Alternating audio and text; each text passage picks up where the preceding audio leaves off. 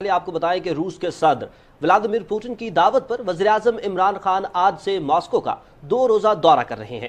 آپ کو بتاتے چلیں کہ 23 برس میں کسی بھی پاکستانی رہنما کا روس کا یہ پہلا دورہ ہے۔ رپورٹ کریں گے محمد نوید اثر۔ روس کے ساتھ پاکستان کے دوستانہ تعلقات کا آغاز قیام پاکستان کے اگلے سال ہوا۔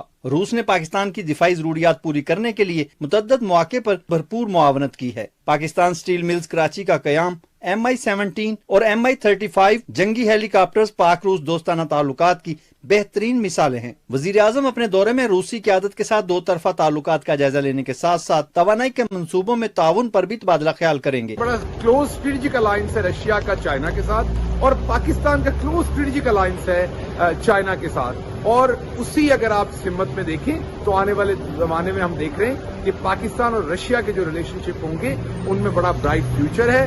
دونوں لیڈرشپ کے درمیان میں بہت ہی کارڈیل ریلیشن شپ اور بہت ہی وارمتھ ہے، تو ہم امید کر سکتے ہیں کہ پاکستان اور رشیا اسٹریٹجک ڈیسیجن کریں گے۔ روس کے نائب وزیر خارجہ وزیر اعظم کا استقبال کریں گے اور جمعرات کے روز وزیر اعظم صدر ولادیمیر پوتن سے ملاقات کریں گے۔ خطے کی سلامتی کے علاوہ افغانستان کی صورتحال پر 2 طرفہ ملاقات میں اہم پیش رفت کا امکان ہے۔ ہمیں پوری امید ہے کہ یہ 2 ملک ایک نئے دور میں شامل ہو جائیں گے اور دوستی کا نیا باب کھلے گا۔